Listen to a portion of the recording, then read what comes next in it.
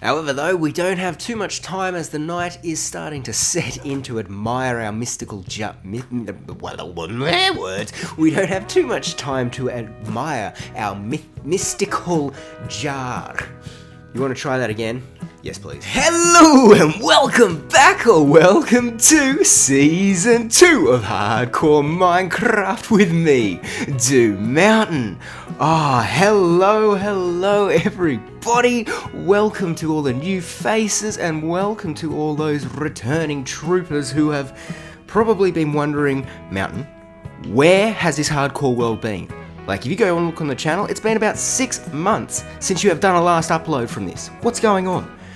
And, look guys, I've got to be honest here. I tried to do a whole thing where I was going to do this really big, cool, impressive looking build and have that all in like this one half an hour sort of episode. And I have quickly come to learn that that is not the kind of content creator I can be. I can kind of keep going on with, smaller pace sort of stuff as we're updating things during the week and all that sort of stuff, because, doing this as a part-time and my hobby kind of thing, I don't have all the extra time in the world to do all these incredibly amazing builds. So what I have done now is I've kind of had a little bit of a sit back and I think on what I actually want to get from this world, and I love this hardcore world. We are here in the Cherrywood Isles, our starter island. I will be doing a world tour, so this episode is basically going to be a world tour, getting us back into the swing of how this hardcore world was going, and then we're just going to jump straight back into things here. So what I wanted to kind of say to get this whole thing off and starting with is I do apologise that there has been a little bit of a break. And look, we're going to get straight back into it. Last time we were doing all of the tree nursery sort of stuff, and during this world tour we will get up to there and I'll talk about all of that when we're at that spot. But hey, just for now, this one could be a stretch out because this world is come mid-February. This is a 2-year world, so we have actually done a fair bit in it, even though I'm still only in diamond armor with no wings. We haven't yet to take on the end or anything like that, but we have been having a lot of fun in this world.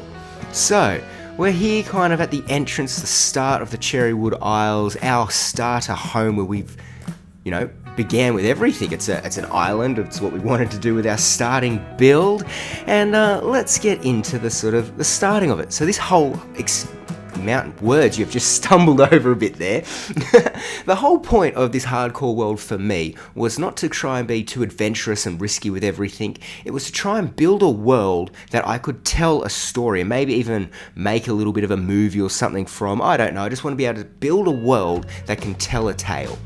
And so that's been the main goal of this building, or this hardcore world, is a lot of building, a lot of storytelling, a lot of working out some redstone stuff to try and make it fit with our bedrock world, and that's what we've been doing. So here we can start off with, basically you would arrive on shore and land here at our lovely Cherrywood Isles. We'll walk all the way up here and you can see our starter home, which was the first building that we did in this world. It was our day 1 build. Obviously, we've now decorated things a lot more since then, and we've gotten a whole heap of new pets and friends. But I think let's start off this tour inside our starter home and we can actually, kick things off proper. Okay, so now that I've done that intro, all that sort of explaining of things that maybe my words got a little bit tired, let's just jump in now and have just a beautiful world tour of my hardcore world. So here we have the starter home, which is a 3-tiered level home. I kind of wanted to challenge myself a little bit with a few different angles and even trying to get a tower in there, going around with buttons to try and get as much detail as I can, and I really think it did come up quite nicely. We even included some of these little garden beds with the the fan corals and that sort of stuff there, with the leaf flowering sort of ones, by using the mangrove roots with just flooding them in, and that was able to waterlog it and keep the nice luscious colour in our garden beds. But if we come in through the front door, you can see that we have this little kind of like an airlock space here where I've got some just dirt, netherrack sort of stuff that we can go with, an easy furnace to be able to access, a cutting stone in case we want to be able to get things done, and then we can come in to our lovely little sort of living quarters. It's our kitchen, it's a bit of our storage, you know, it's just our home here where we've got our trophy wall, like our 2 tall grass that we found, the first one. We've got our first bit of ancient debris that we found. We've got our first brush, our first goat horn, which I can't remember. Which one is this? Old school classic. So we've got these sort of, you know, little trophies and momentums because I love having these little collections in our world. Speaking of little momentums, we have our first armor that we had in this world that sort of helped succeed us through that first episode and a little bit into the second one, but not too much. We've even got our first treasure map, which honestly, this thing here took me so many tries to actually find it. I was truly just a terrible pirate. And yeah, that was quite fun actually trying to dig up that treasure there. But then we just got, you know, some random bits and bobs around here in the storage space just here before we head upstairs and go into our, well, this was our starter storage area. So we have, you know, just the usual blocks of every sort of sort kind of sorted out. We got the different words, man. The different types here, like, you know, the half slabs and everything. We've got our little lookout so we can have a nice, beautiful view of, well, the front entrance, and then the fishing market, which we'll get to in a little moment over there. But we've got these lovely views from here. We can go inside and then make our way up to the kind of final floor, which is our bedroom. So we've got a nice little bed here decorated with our second armor set that we had in this world. We've got some goodies in our barrels and chests, you know. I do have quite a few tomes of Undying, which is because we were able to make it was a very simple sort of way to be able to do a raid farm, so we used that to be able to get ourselves a whole heap of totems of Undying.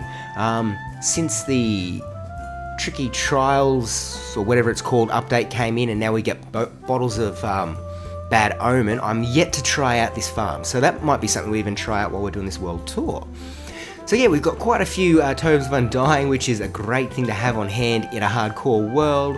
We've got our bed, we've got, you know, tridents. This is a bedrock world, so it's not that hard to acquire a trident.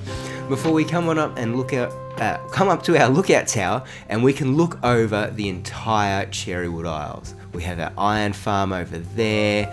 We've got our sort of concreting room over there. We've got all of the stuff all around us.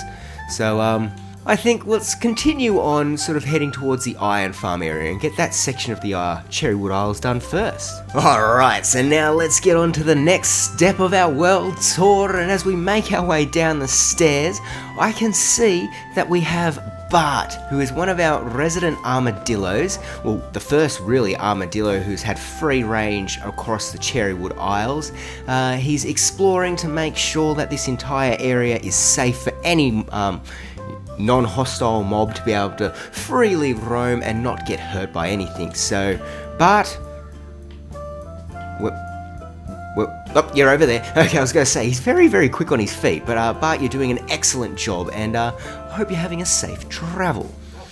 But now, let's continue on heading down here. You can see that I've got myself a row of pumpkins and melons and sugarcane, because they were kind of our early on farms to be able to keep this stuff growing through and keep us with food and paper and that sort of stuff, because as you can see, for some reason I decided that lecterns would be a really good fencing for our path. And that took so much time, so I'm glad I had this little bit of a paper farming thing here.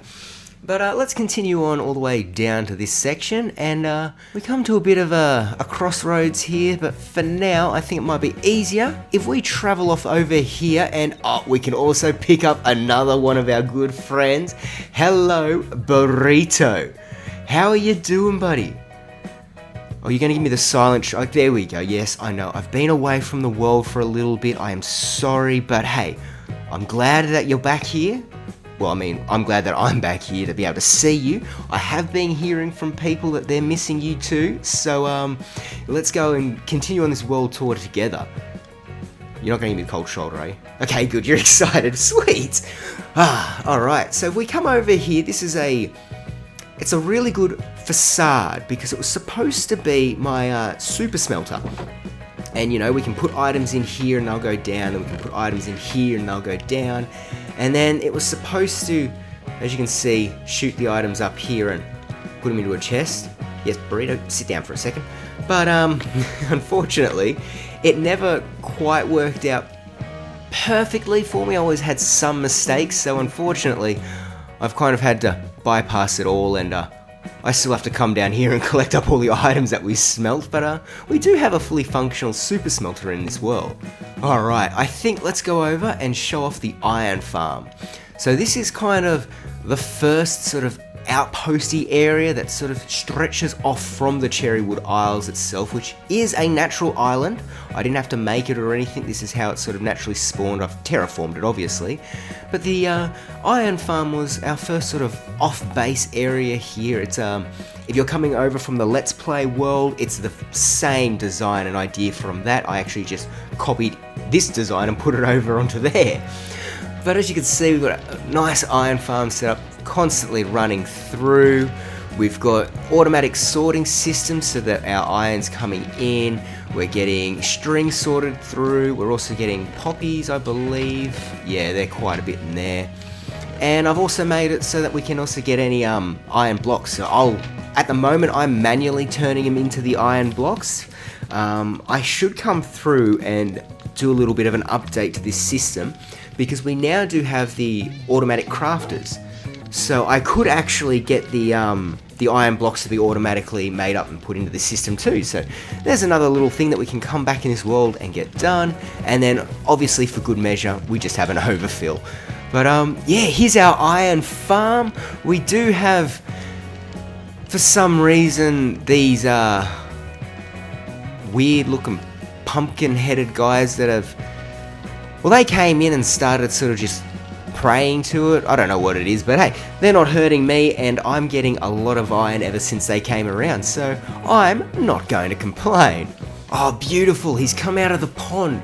This is great timing. So on live stream, and we have streamed from this world a couple of times now, we've managed to get, people that tune in, they always want to, well, they don't always want to, but I always find things and suggest for them to name them.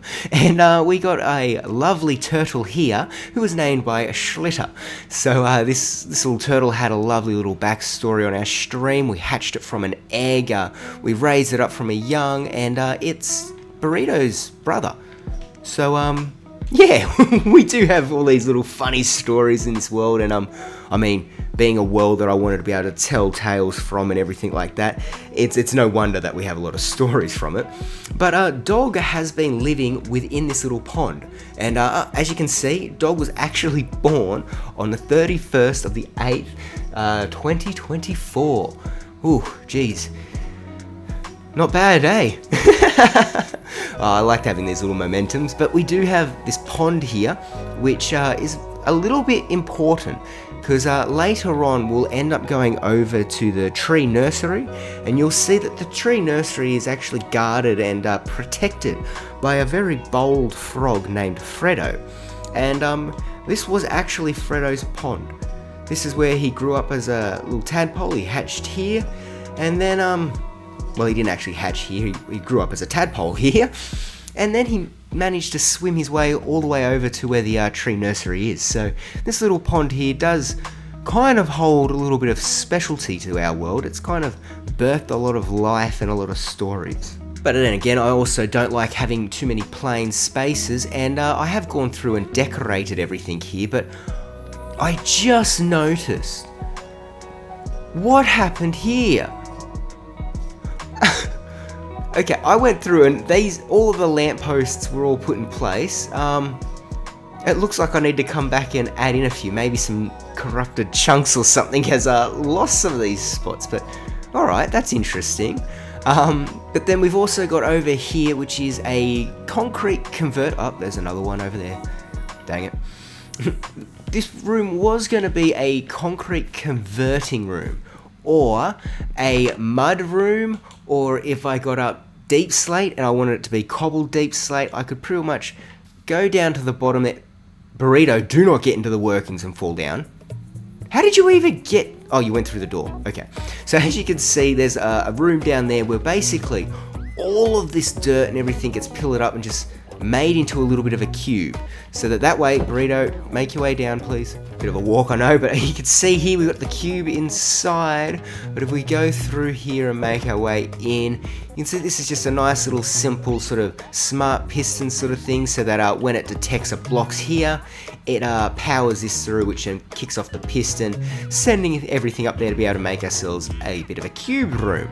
Now we have a setup in here to be able to have water bottles put in so that we can get mud made up. We've got a section over here that we can put a water source in here so that we can get concrete powder converted into concrete and everything made up. It was a really handy idea for a room, but by the time I built it up, I'd finished with all the mud and everything that I needed. So unfortunately, this room was built and has just sat here bare because it's more of just vein of looks, you can see as we go all the way around. And I did sort of extend it on to have its own storage room, which, Brett, are you coming in and have a check out? Oh fine, you can keep looking in there. I did make a little bit of a storage room for this area, which I think looks quite nice and cozy, very smart and all that sort of stuff to have as like a storage room for this kind of feature. But it's never been used. So hopefully this year, maybe we can actually get a little bit more use from it. Oh, I can see that it's almost night now, and we might be able to just finish off this little bit of a strip here. So as you can see, this is where we looped back in. We've got ourselves here our flower farm, so we can get, what's that? It's rooted dirt and roots going down. We can get any of the glowberries and that sort of stuff. That'll start running up for us here.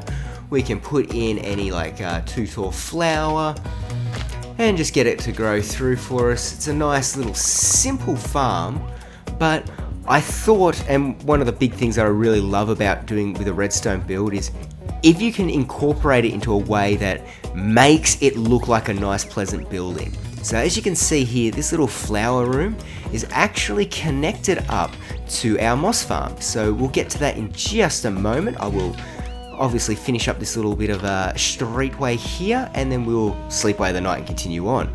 Oh, it looks like Dog's trying to join us on the tour. But as you can see here, I did have, because you can't quite, bone meal to grow the sniffer flowers, so I do have a little bit of a field here to grow up all of these, and a little bit of a maintenance hatch store to be able to get into where our bone meal farm is here, as well as our moss farm. Alright, so I think this is the main section here done. There are things that I want to show that go down there, but I would rather show off this first. So let's quickly actually go and say hello to Bluey. Bluey, how's it going, mate? So this, for anyone who is not new to my channel, they would... Burrito, stop sniffing my butt. They would surely know of Bluey. Here is... Well, this was the original world that Bluey found us. Almost 2 years ago, come February. Bluey came into our life and has absolutely annoyed and kept us completely chaotic, everything in the way, but we love him to death. So we made him his own little park here. It was really just to tie in a bit of a blank space and a bit of a canvas sort of thing, but I thought, Bluey is such an important part of our world and our life that I made him his own little park, and he sits out here. He travels all around the world, so we might see him a little bit later on. But yeah, for now, this is Bluey's park. I did think I had a bed for me. I don't, so I guess, yeah, I'll have to... This is mountain, really. In a hardcore world, you don't have a bed. There we go. At least I am somewhat smart. Let's have a quick nap. Okay, so now that I've had my little bit of a nap, let's check out this building here. So it has, I want to say, 2 core features. So this building here is a storage area for all of our stone blocks, dirt blocks, and everything like that. So that's all kept up kind of within this part of the building and across into here. And then this building here acts as our mine entrance. So it leads us down into our cave system, our mining area, where we have our amethyst farm. We've got a slime farm. And yeah, so first off, let's do the above ground section, and then we can go underneath. So I always try and just have a little bit of functionality with my builds. So we've got different purposed over here with some storage. We come on into the building area here and we've got more storage here for grass, for dirt.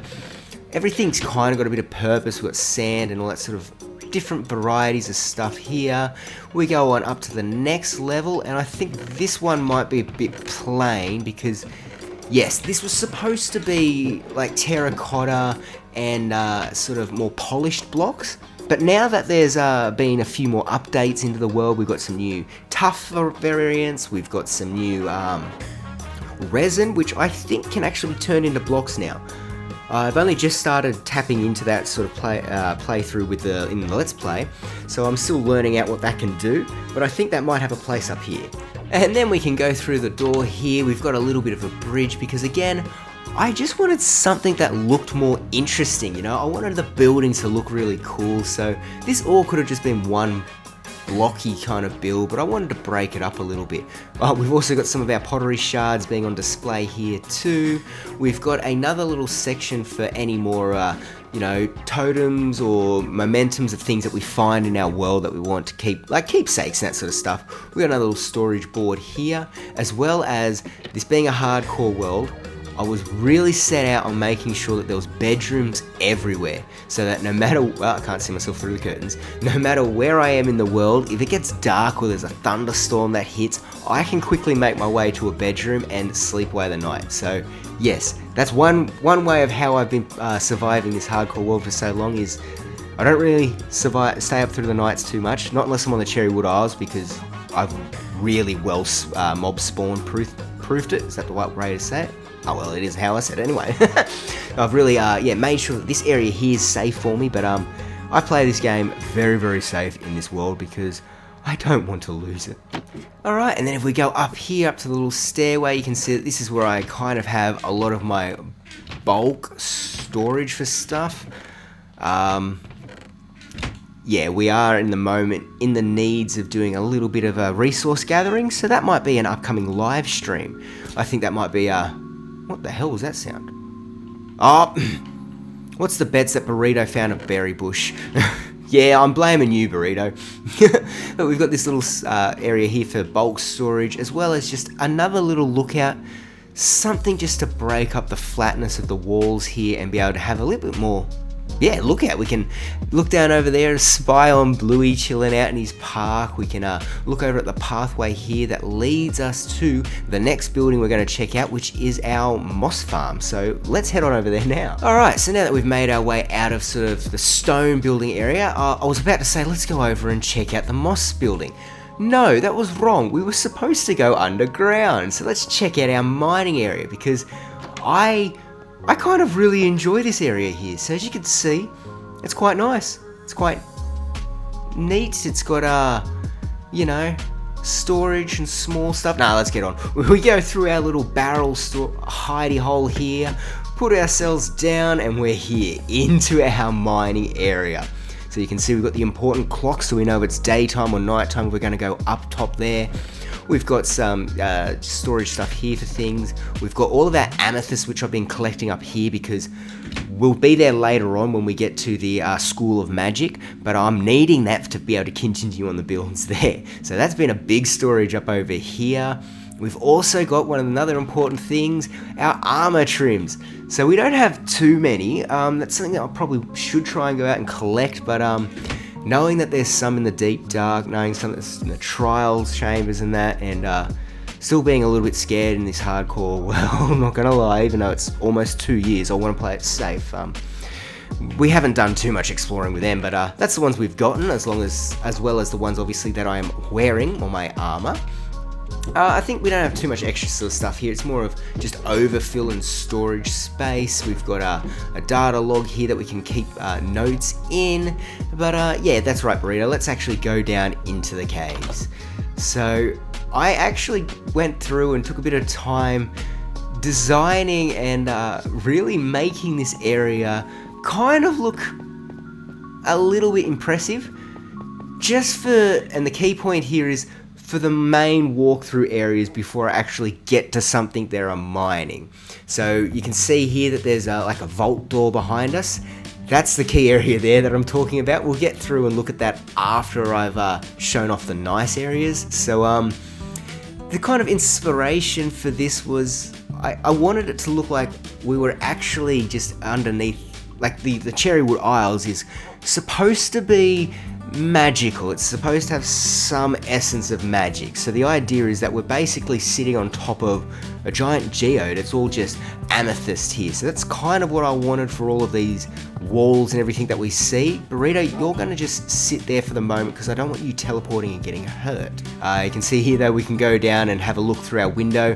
It's still very much so just a big cave. So still terraforming to be done on that side, but I mean, I don't come down here too often, and the main reason is because this here takes forever to grow, and I did put in place my own, this is my own pure design. I was very happy with it. I'm still very happy with it because it still works. My amethyst shard farm. It's only got 14 in it. It's incredibly slow, but I don't have to do anything. It has a system that counts, you know, how many phases this has gone through, so that the piston knows exactly when to fire, and then it knows how to reset itself. And it was such a great process to go through. I believe I made that into one of the behind the scenes from the hardcore world, a little episode video thing. So if you're interested to see how that was made, I might link that video in the description there, because honestly, if you get a few of these made up, it's very handy to have in a world. It's a slow thing, but hey, with amethyst shards, anything to increase getting it is better than nothing. Okay, so we could continue on going down there, but as you can see by all the flatness and everything from this, that pretty much leads to what we're about to see through this door, except it's in the deep slate version of it. So it's really just my mining area, which, yeah, instant illusion broken. Everything looks terrible here. I do have a basalt generator here, and we do have, not in this pod here, not in those pods there, over here, we do have ourselves a bit of a slime farm. Now, this is literally the bare necessities to make a slime farm, and as you're about to watch, for some reason, slimes have an incredible just bloodline vendetta against iron golems. I don't understand why it is, they just do. It's the same with magma cubes. It just runs in the family, it's a bloodline. So as you can see, those magma cubes, they get spawned in, magma cubes, the slimes get spawned in and will just jump and try their hardest to get to that iron golem. Even though they can't. They will stand on those magma cubes and just wait until they get, you know, cooked alive, and then I'm waiting for a hopper minecart that's going underneath there to pick that up, but it's not doing that. Okay, it's supposed to be a world tour, not a what's going on with the problems here. No, they are dead center of the block. Why are you not picking that up? Like, that's where I messed up here. What's the problem is as you can see, the mine track is hitting this corner. This is the one spot where I forgot, and it's just losing out. I tell you what, I've just realized that there's a little few things that's going on here. So this is an excellent farm. Don't undermine what I said before. I just need to add, as you can see, another line of powered rails here, because it loses its momentum by the time it gets back around. So that's the only thing that needs to get fixed up with this. So I'll just recover all of that up, and I'll fix that up later. But yeah, we've got a slime farm that works when it wants to. Just so that you have like, you know, I'm not lying, this slime farm does actually work. You see, this is this is how much slime I have gotten from it, so it does work. I've just got to make sure that I fix up those mine carts. Alright, so other than just showing you my strip mines and that sort of stuff, that's pretty much everything that's subterranean in our world. I would like to, well, not in our world, but in the Cherrywood Isles. So yeah, we're not going to go down there. As I said, it's pretty much just another version of that, not nice and pretty looking like this space is here. So come on, Burrito, let's get you to stand. Do I need to sleep? Oh, I do. Alright, so as you can see, this is our front panel of our moss farm where we've got our storage and everything kept for it. I kind of wanted to have a little bit of that mossy overgrowth looking decoration for the sort of that facing roof, just to sort of, I don't know, tie in and make it, know that this is a moss farm here. But I'm not too sure if we're actually going to have a lot of moss in here. Oh yeah, we do, because I've been using a lot of this to turn it into bone meal. So pretty much it's getting made up here, and then I store it down here in like this little marquee setup. So as you can see, we got all the different things set out all nice and evenly so we can actually see what we want and come and grab it. Plus it gives this whole little building just a nicer front, and it just ties everything in, makes it look like it's a lived-in building. And that's all just to to cover up our moss farm here. Now let's see, does this work? I'll turn on the lever. Hopefully nothing has broken from it. Yeah, it's working as a beautiful moss farm. So as you can see, those hoppers all there are connected to those chests that we looked at the front face. Everything gets sorted in. These two ones right here are connected straight up to composters, so we're getting bone meal instantly, as well as the middle one. And yeah, we just then come on up here, jump up. We fill up all of these chests and everything with bone meal so that we've constantly got a nice supply. And this farm works beautifully. We had it early on. I'm pretty sure, I can't quite remember, camera, words. I can't quite remember who design it was or where I got it from, but I'll link the episode, or I might try and get a little caption coming up of which episode I made this in, so you can go and check out that video and see how it's all done. First off though, don't leave that running when I'm about to walk off. If you build a moss farm like this, do not leave it running when you leave, because it'll break itself. Okay, so now that we have finished up here at the moss farm, it's time just to continue on our pathway, which, as you can see, it kind of breaks up from being more of the official proper landscape and everything to now this is more of the trodden path. I wanted this to be like the locals know the nice sort of fishing spot, or a nice spot to go and hang out on a cool summer's evening, and so I wanted it to be a bit more man-made. And as you can see here, we got more of the transition from the pathing blocks we were using to now actual path, coarse dirt and rooted dirt. And then you can see we've got like a little camp out set up here, bit of seats and everything, because well, we don't have actual proper seats in Minecraft or anything yet that we can sit in other than boats, but I thought this all looks really cool. It backs off onto where our, well, that's where we'll get up to in a moment, so I don't need to spoil any of that there, but yeah, got a nice little camp out area, and wraps us over to where we can see our good friend Mr. Sniffer. Now, we only have one sniffer in our world because, well, I got one and then yes, okay, Burrito, you can tell everyone that I got lazy and didn't go out looking for a second one. Jeez, I thought we were supposed to be friends, man. Your silence says everything. Wow. But anyway, we have our good friend Mr. Sniffer, his friends Mr. and Mrs. Chicken, and another little bit of an armadillo. Jeez, I just stumbled on completely what they were called then. Set up on this little kind of a garden thing. It's just a nice flat level here, and I'm not seeing it do what it's supposed to. So the sniffer will sniff up seeds and that sort of stuff and then dig them up in our land here, and the armadillo, well, they just drop their shoots, and it's supposed to all be collected up in here, so it's kind of automatically running through, but I'm not hearing that hopper minecart. And just like with the slime farm, underneath this entire floor here is a hopper minecart track that's just running backwards and forwards over there collecting everything. And I think it has it's stopped running, so we might need to come back through and fix that up.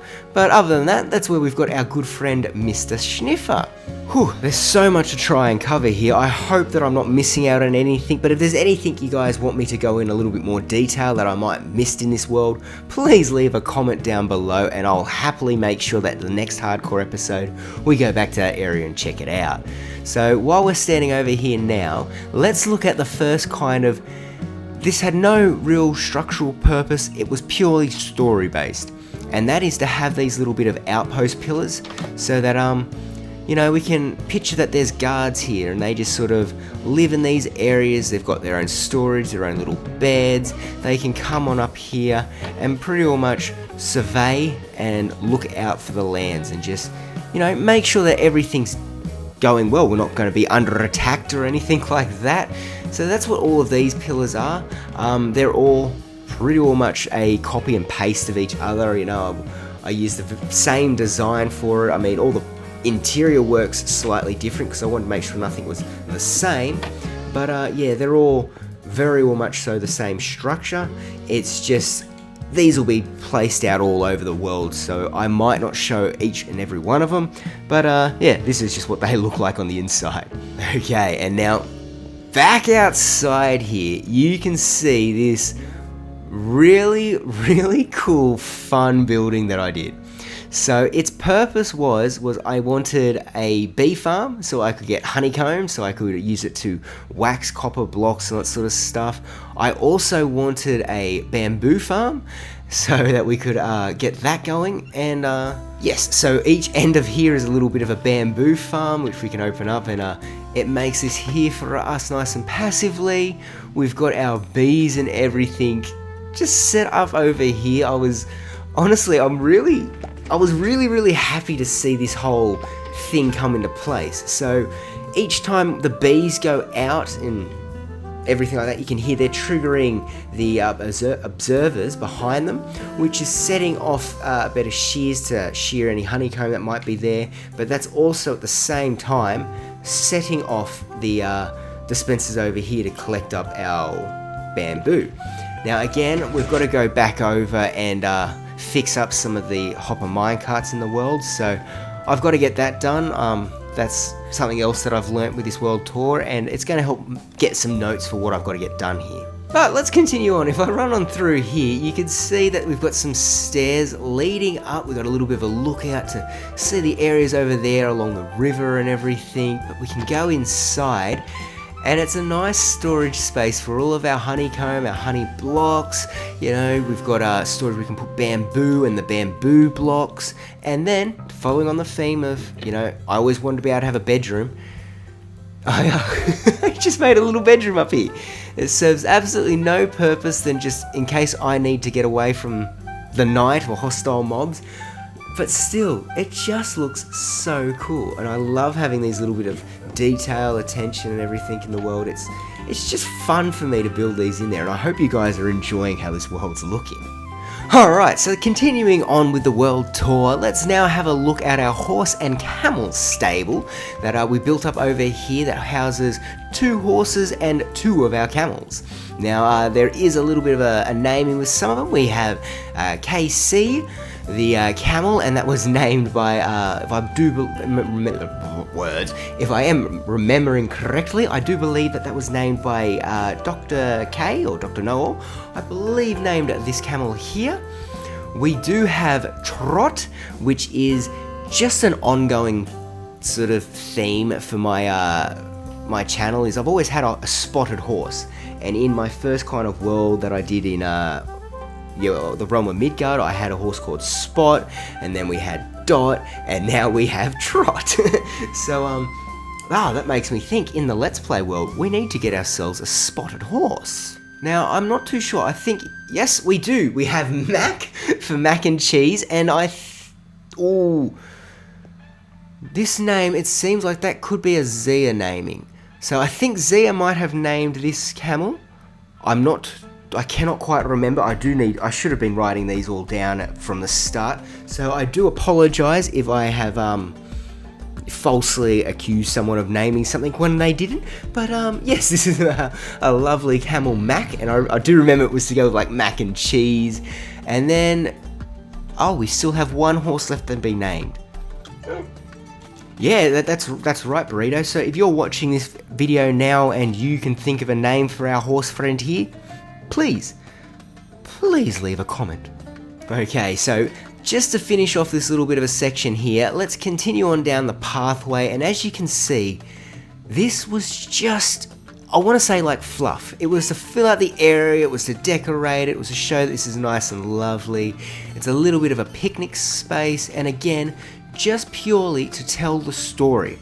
No other reason. It's mainly just to help tell story and all that sort of building in our world to tell story, and also help enhance sort of a bit of my terraforming, my building skills. It's one of the main reasons I want this hardcore world to last so long.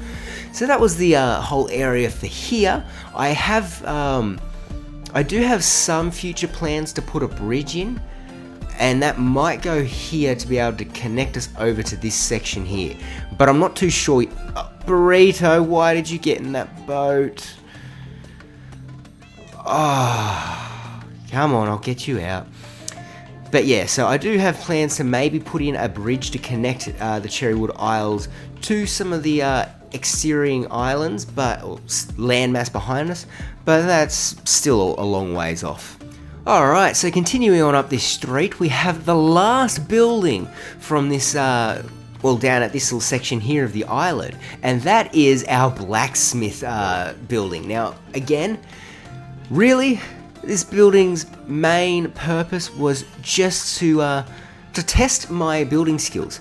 I wanted to try a building where I had a chimney coming up through the side of it. I wanted to work on a bit of the exterior hanging roof at the different angle here, and a bit of an outpost building. So I decided to build a blacksmith space.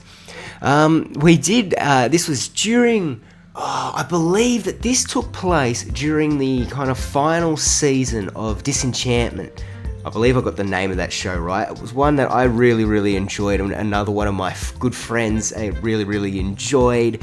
And we decided to name this Lucy's Hot Shop for, the Lucy, the demon from the show, because as you can see, we got ourselves a pure black cat that we named Lucy.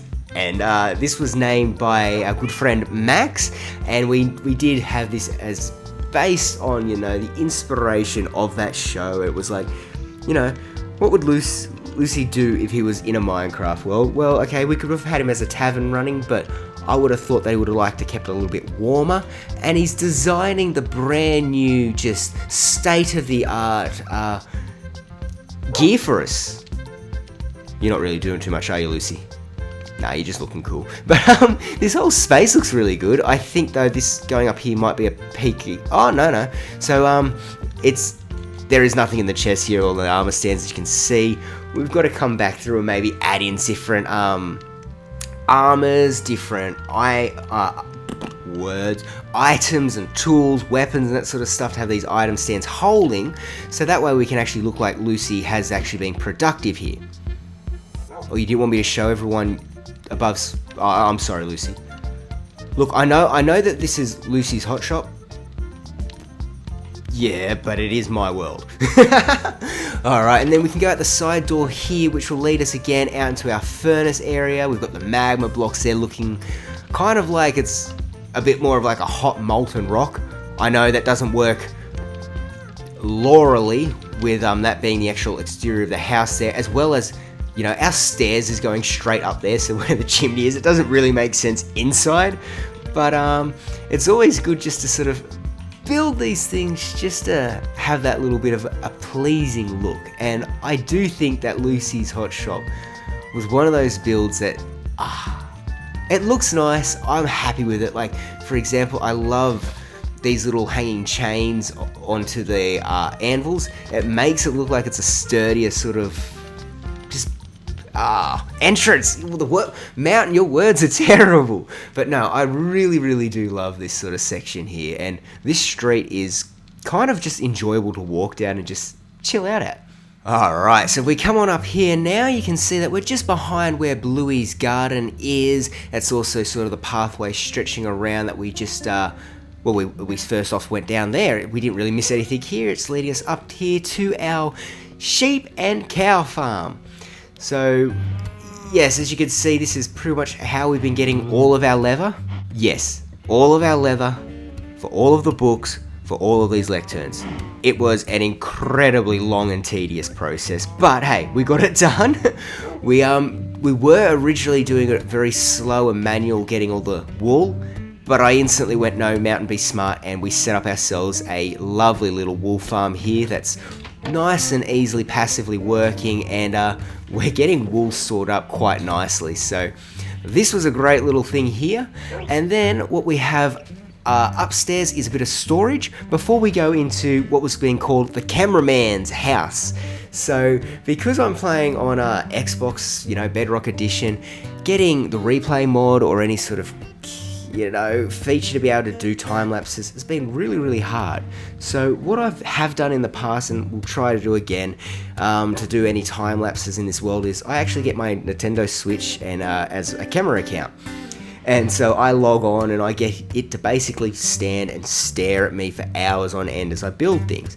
And I thought it'd be nice actually building my house. So as you can see here, we've got the nice little farming section here, we've got our storage over there, and then up above there is our cameraman's house. A beautiful time to go and check it out because it's almost night, so I think we can go and do the tour of above there, and then we can have a quick snooze. Burrito, I'm gonna get you to sit here because I can't bring you into the cameraman's house. That'd be rude. Alright, so let's... Whoa. Didn't mean to do that. I thought that door was close here. So as you can see, we get up here with the first little area, and we've got just nice little storage for all of our leather and our cooked steak. Yes, we have so much cooked steak. It's not funny. But anyway, and then we've got wool stored over here somewhere before we come on in, and oh, hello, another little bluey checking us out. Actually, I think you're the cameraman's parrot, aren't you? Yeah, you're not Bluey. You're the cameraman's guy. But then we come in here, we've got mix storage of wooden stuff, we've got some sticks getting stored out through here. Each different wood type has its own storage, so again, this was long before I decided to start working on the tree nursery, so this is my own personal storage of wood. But yes, as you go through, each spot should have its own. That one there, that's acacia, and I haven't really been collecting acacia. But yeah, everything's got its own little spot. We've got leaves for it all. And yeah, this is just a nice, cozy little just storage room for all of our wood supplies. And then we can go on up here, and this is where our cameraman's house is.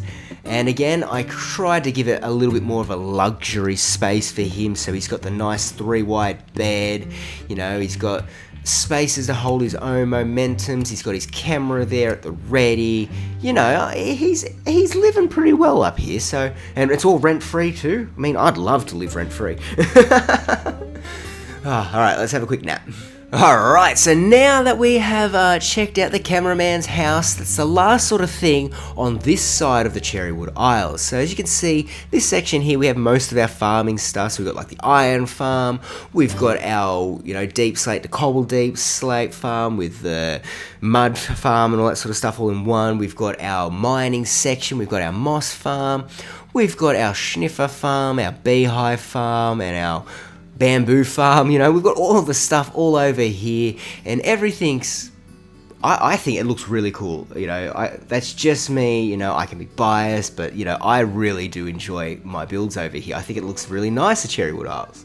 But with now all of that done, we can now continue on and go a little bit more further into the center of the Cherrywood Isles, and this is where things are kind of a little bit more spaced out. It's not as densely built in. There's a little bit more of gardening and terrain work, so hopefully we can get through this section a little bit quicker than we can with this part here, which is all really built up a bit more.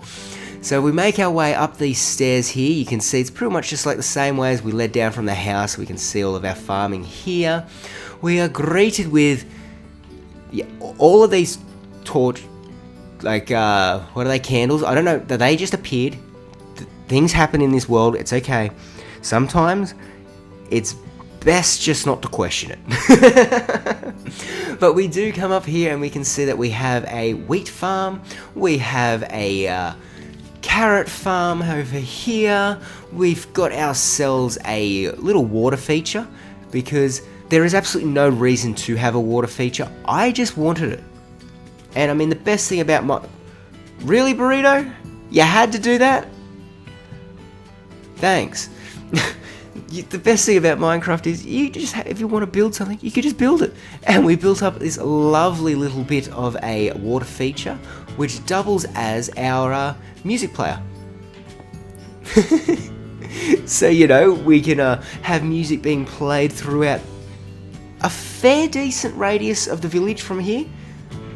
From memory, anyway. But, so we've got this here. We've got our farms set up over there. 2 lots of wheat because I kind of needed more wheat for our cows and everything. And then this backs onto the back entrance of our starter home words. And another really good pet that has been missed out on. Over here... hang on. Over here is our good friend Bush Sheep. Yes, I'm going to tell a story about Bush Sheep, Burrito. Please don't cut in, it's very rude.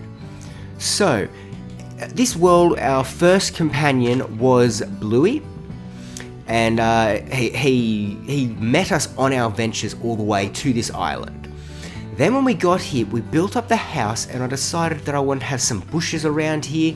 And as you can see, it's just got a torch there with some leaves all around it. Bush Sheep, very unluckily, spawned on the torch in the space here. And then I thought it would be funny to give him a piece of wheat. And well, hey, Bush Sheep, it's almost been 2 years since you've been there, mate. Every morning, look, you are a very valid friend of mine. I know I always go out of my way to talk with Bluey and, Burrito now. But you are a very valid member in this season 2 of my hardcore world, man. I appreciate you. You're like my own home security, exactly. No, you are a valid member there. But no, this is Bush Sheep, and sometimes I feel sorry for him, but honestly, he put himself there, and he's now just our security. I have gone out of my way when I was doing the lectern railing to ensure that he was not disturbed, and he was kept in the property line of our house, which is, this one here. So, that's Bush Sheep. Alright, so if we can continue on back down here now, you can see that this building here is just our storage space for all of our farming supplies. So we've got all of our carrots over here, one of them has potatoes, we'll have sugar cane, we've got all the wheat, as well as our saplings, and I'm pretty sure, apples, some diamond horse armor. I wonder if Trot... Well, we could do that later. And, just other miscellaneous stuff over here. And this is just pretty well much a storage space. But made up to look neat. That's one thing that I love doing in the worlds is, as you can probably tell, is making simple things look neat. Like, for example, right here, we've just got a simple bone meal farm. But I've kind of surrounded it with the spruce trapdoors to make it look like it's an enclosed cupboard or a shelf or something built up here that's actually doing a proper processing. That's you put in the items at the top and then it's fully processing it through before dropping it into the chest below. All of these little things, I just love that they add that nature and just touch into the world. Okay, so now that we've done here, we've got a few spots we can go. We can go straight ahead, which is the way we will go. We've got another little turn off here, which will be met up with also a little turn off over there. So I do lie, there's one more section over there, but we'll see that a little bit later on. For now though, let's head on down here to our little bit of a garden field and our statue to the almighty fox. The reason for this one is side distraction, floating cat. This isn't a proper floating cat. Okay, it kind of is. There was a bug. I can't remember how long ago it was. This is one thing I love about a world that's been around for a while, is you get different bugs in the world and they make funny things. So as you can see, I've made these little lounges so that they're like my beds in case I need to sleep or anything like that and I can't get to one of the bedrooms. I can just take a quick nap on one of the park benches. There was a bug that if a bed was placed, so this here must be a chunk and this must be a chunk. So there is a chunk border running right in between this bed. And as you can see, I can hover over here and it's got a faint line of a box here. That's what's left of the the bed when this glitch happened and erased my bed. But it left the really cool magic trick of a cat floating. And what helps sells it is you've got the little shadow still on the ground too. So yeah, I haven't touched anything on there because I don't want an update or anything and the cat to fall or the block to be dropped. But it's just a fun little Easter egg in the world. Now, distractions aside, this here is our fox statue that we've got nestled within our little flower garden. Now, why a fox statue, you may ask? This again is a tying to our first world that we did on YouTube, that sort of stuff, going back to the realm of Midgard, which was a season that I did with my good friends Mr. Pro Ranger and Athika. And then in the chapter 2, season 2 of it, I went off and built my own village, my own area. And that's what kicked off my whole love and passion for building, and that area there was called Foxwood. And in Foxwood, I had built up a big fox statue. And this was just a blank space that I needed to fill, and I thought it would be so lovely to include this fox statue. In a world where we want to be able to tell stories and lore, I definitely think that we can bring in some story with the fox god or whatever it may be. But I really, really do enjoy this I just enjoy this little build here and this little garden, like the flower garden. It's really lovely. Now we'll head on down this little path here. If you're wondering where that path takes you, it just wraps around there and goes back down there. But as you can see, a lot of space filling with gardening, a lot of flowers and everything in there to help cover up just blank spaces that wouldn't have looked good otherwise. So I've gotten tongue-tied with my words, but I really do like this sort of stuff, and I would love to know what you guys think of this Cherrywood Isles. But if we continue on down the stairway here, we enter into another little crossroads section.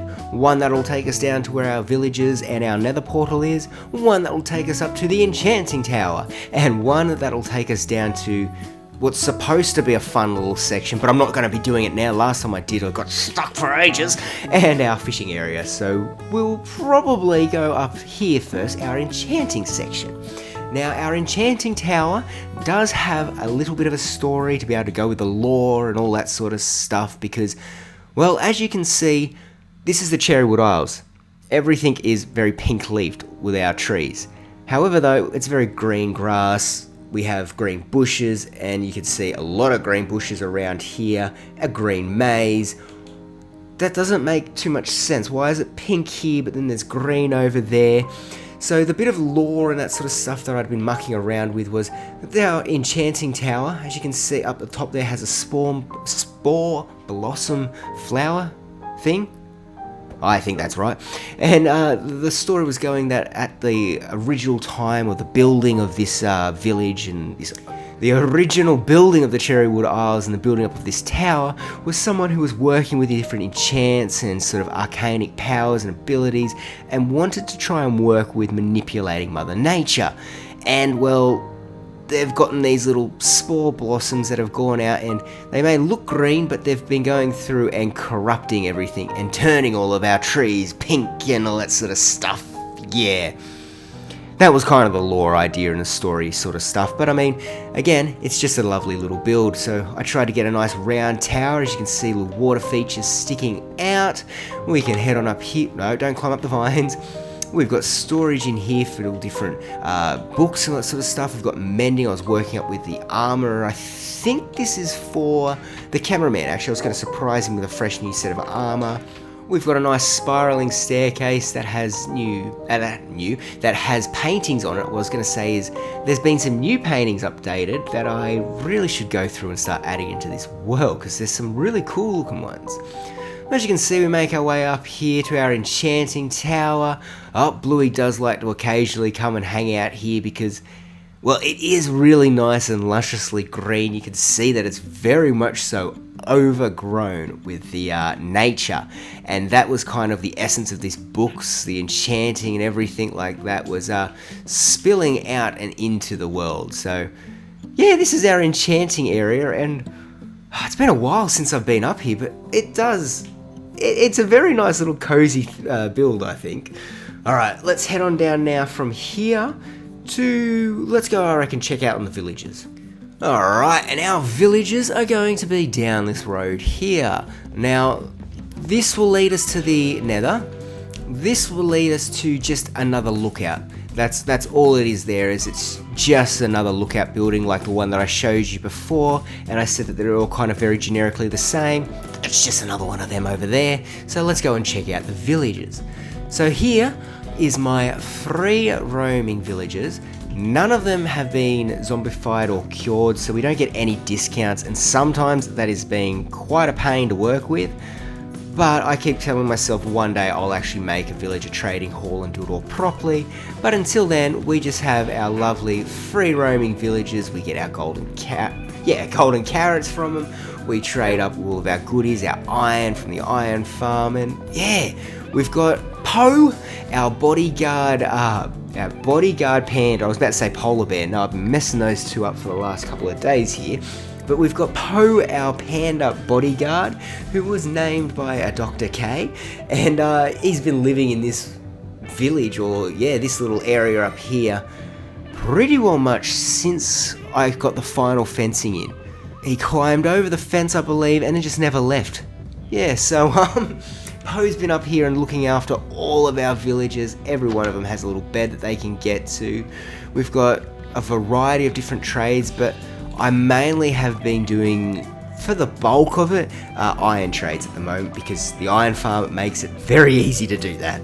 So as you can see, it's not a massive big space here, very small houses, everything kind of just has their workstations, a little bit of decor. If this librarian will let me in here, you see a little bit of decor like this sort of stuff, but other than that, it's just basically a safe space where my villagers can roam and I can get trades from them. So let's now go down and check out the entrance to the Nether. We're not going to go through that yet. That's going to be kind of towards the end, because we do have one big space that we need to check out that goes through the Nether, but we'll do that towards the end for there. So yeah, okay Burrito, I'll stop rambling. Let's just go check out the entrance here. And again, another just nice terraforming and just landscape area, but I really do like this. Like, it was to go through and build up the wall here, because the natural landscape was very pockety and it was sort of dropped out and had only a very small flat area up there, and I wanted to terraform it a bit. So I was really happy when I was able to get the texturing and just the details here in these walls. It to me, I think it came up nice, and it looks very natural, as well as some of these boulders, and then just getting all the moss and everything to grow up around it. It does look like this section here has sort of sunk into the ground a little bit. As you can see up there, that's where our flower garden and fox statue is. So yeah, it's a really nice just little different space and break up here before we can enter into the cave. And there we are, we come to where our nether portal is.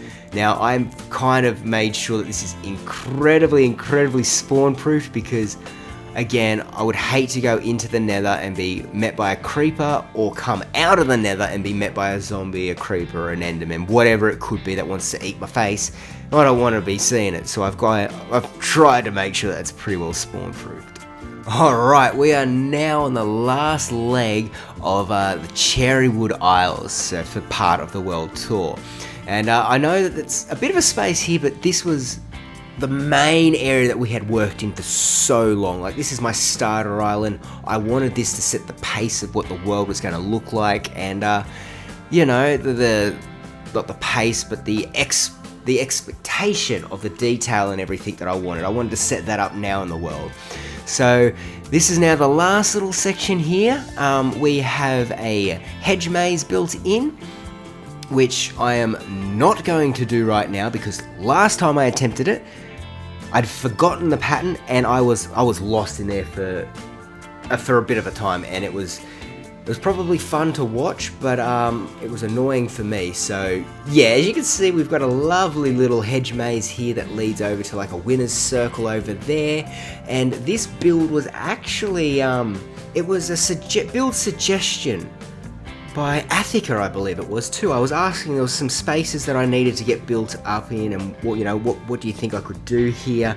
And Attica had suggested that we do a maze or a game, and I put the maze here, and then, oh, that's right, the flower garden and the fox statue was also a suggestion. I can't remember who had suggested that sort of a build for the flower garden. But yeah, oh damn it, these are things when I should write down little names and plaques on the builds at the time, and I do it so I don't forget. But that's what sort of inspired this area here. We do have another one of those generic lookout towers that sort of surveys this corner of the world, or the island. Before we come on over to here, this is the last section. As you can see, this stairway is the one I was talking about that led up back to our farming and our starter home. But then we've got this lovely build here, the fish market area. So, well, fishing market, I've called it that many names that I can't remember exactly what it was called. We do need to finish it up a little bit. Like, I wanted to actually build some boats in the water, so it looks like things are either docked here or are traveling to and from. I just really sucked at building a boat. Now, I'm going to be honest, it was not my forte. But as you can see, this stretches around really nicely. You can see all the sort of stuff around here. We've even gone through a bit of detailing. So like there's loading pallets.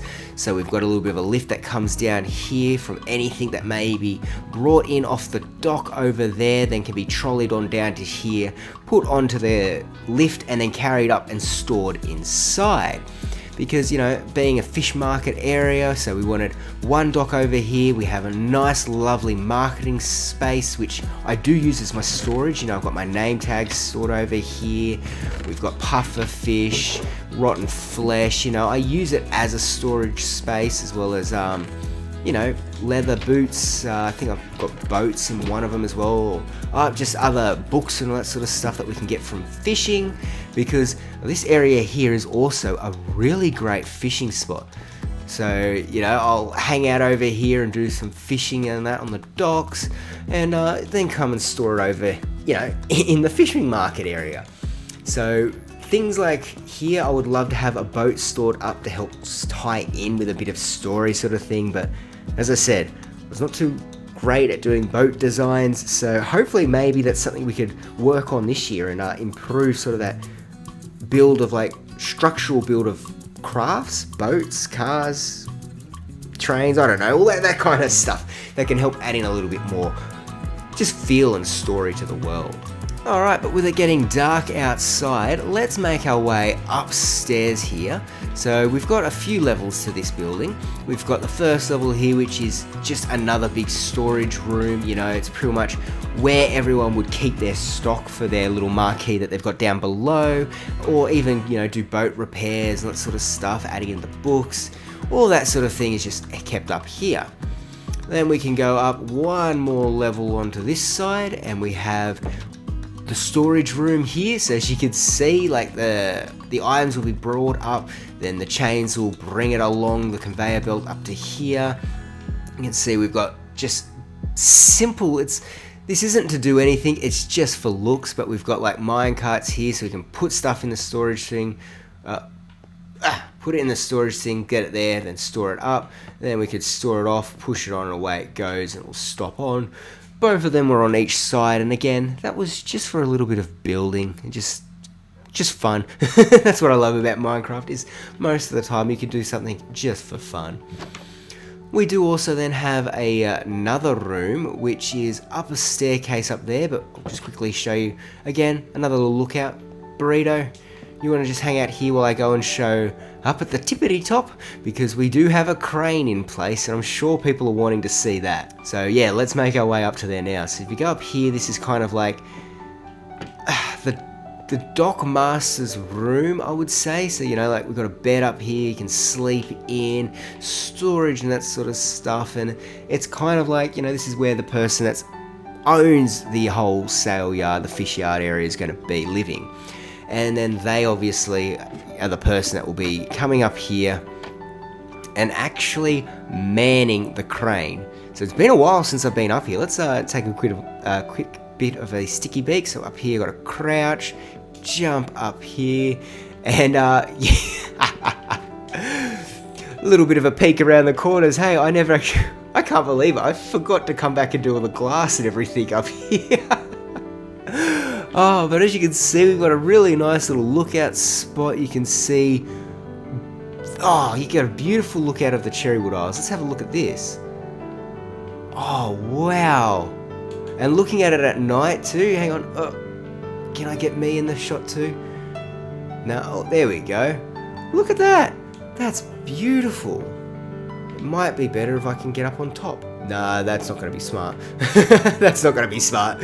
Let's just take it a look from here.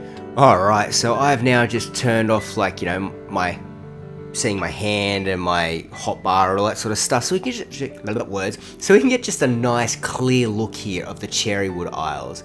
Because, well, this was the last spot on the tour for this island, and honestly, I am really happy with it. I spent a lot of time working on this. This is, again, my starter island, and I think it came up nicely. I really hope you guys think the same sort of thing about it, and look forward to sort of seeing a bit more in this world. So, now that we've finished up the Cherrywood Isle, is that all? No. We've got now the next part, which is the tree nursery. Now, this area here is not finished. We are still working on it. This is the area that it's been the reason why there was the 6-month wait. I wanted to be able to just have a video, like the next video from the last one was supposed to be just this whole, nursery was going to be completely finished and built. There was going to be the big nice storage house and everything. There was going to be the archway, and it was going to be spectacular. I've realized that, doing this as a hobby, I can't make videos that fill all of that sort of criteria and do it in such a nice, timely manner. So that's going to lead to a whole different approach for this new year and this, going forward from here. But that is the next spot that we'll be going to. And then we do have, I can go over here. We do have all the way over there our raid farm, so we will also check out that after we check out the tree nursery, and then it'll be exploring the pathway that we take through the Nether to the School of Magic, and that will be our world tour. So I hope you guys are still here hanging out with us. I know it's probably been a fair bit of time just going through the Cherrywood Isles over there. There's a lot to it. It doesn't look like it, but it's been such a great building. So yeah, instead of me rambling on now, how about I try and go and get a little bit of sleep before this night finishes up, and we can head on off to the tree nursery. Alright, so now it's time for us to head on over to the tree nursery. Now I have sent Burrito on ahead of us because the only boat that I've got close by is a chest boat, and we both can't fit in at the same time. So I got him to, swim over across before us, and he'll meet us over there. So I thought, let's jump in the boat, make our way over to the tree nursery. You can have a little bit of a sticky beak at the landscaping that I've done around the islands here for the tree nursery. Not the tree nursery, the Cherrywood Isles. I've tried to include some areas that are actually rocky based terrain and some that are very grassy based, but it's just a combination of what I thought the land would go well with that. Does that make sense? I kind of hope it does. Anyway, let's now pull into the shores of the tree nursery. Now, we do have a lot of work to be done in here. Unlike the Cherrywood Isles, the tree nursery is not yet completed, and that's probably where we're going to be spending at least the next 2 episodes, so we can actually finish that all up and move on to the next project. So while we're going through here, you will see things that aren't quite complete. For example, areas like this, beaches where we kind of need to go through and put some towels and chairs and that sort of stuff. But now that that's said, let's go into the tree nursery and enjoy the beauty that I have achieved. So as you can see, as we're swimming in here through, we've got lovely views of the Cherrywood Isles as well as the tree nursery coming into view. There we go, we've got Burrito there waiting for us up on the docks. I've cleared out a nice space here to be able to do some water feature. I do have something in mind, but again, it could be wishful thinking, but I really would like to pull it off. I'm not going to say it now in case it doesn't happen, but keep your eye out for that. But now as we pull in here to the tree nursery, we can come up to the docks. As you can see, I've tried to make a mixture between the oak and the spruce, because my thinking was that some of this wood would have taken up the moisture of the water, so it's gotten a little bit darker as it's absorbed in that water compared to some of this lighter stuff that maybe hasn't been so soaked in it. Burrito, you want to come up and go on a little tour with us? What'd you see on your swim that made you not want to talk? You good? Okay, he's good. Alright, so before we head on into the tree nursery, let me give you a little bit of a background for what it was, or what it is.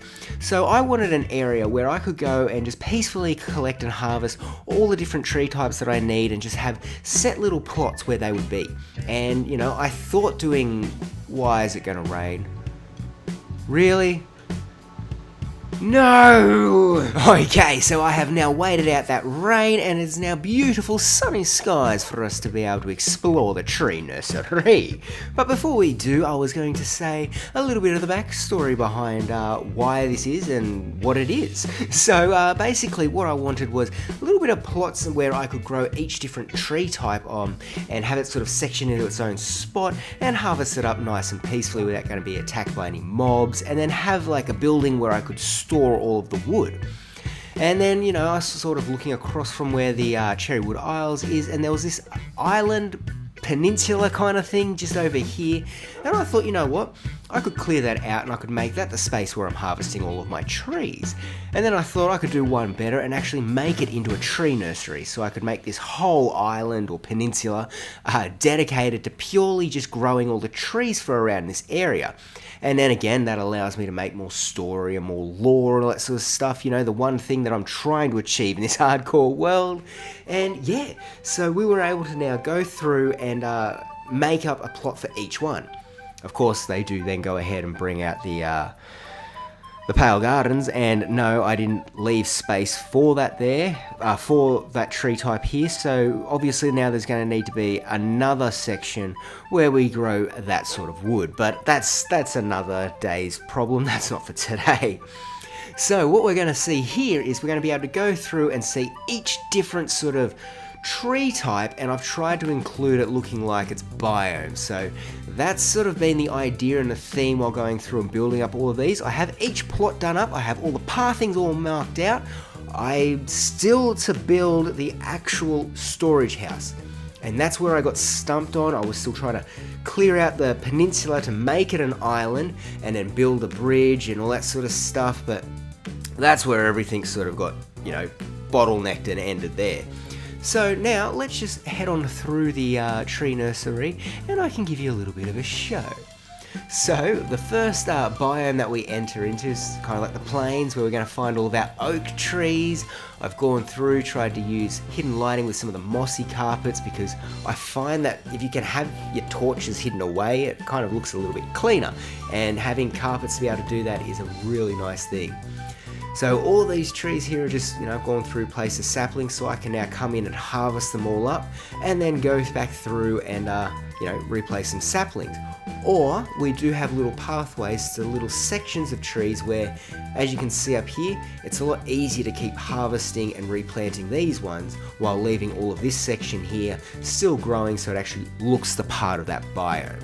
Now there are a few other sections that sort of run along a little bit of the sandy beach area there, which I'm still to work on, but you know, we do have a little paths that lead to them all, so they can be connected in the world.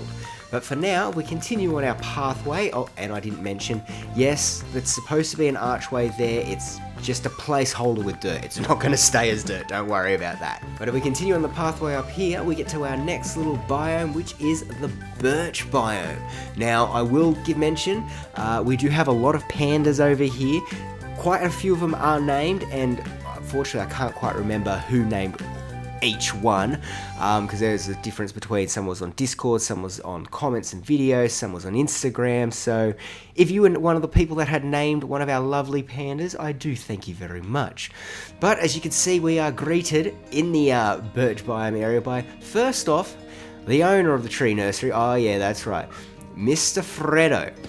This is the frog that I was talking about, who started his life off all the way over in that pond and decided, Burrito, get out of the way! Decided that the tree nursery, the Cherrywood Isles, was just not for him. He did not like it at all, and, well, he decided that he was the one that was going to start up the tree nursery, so I don't know how that kind of works into things, but this whole area is owned and looked after by our good friend Freddo. Now, if we go into the birch biome area here, you can see that we're greeted with Coco. We have two brown pandas that roam the area. We have Coco and maybe, oh yep, up there is Pops. So we have Coco Pops. Oh no, such a bad pun.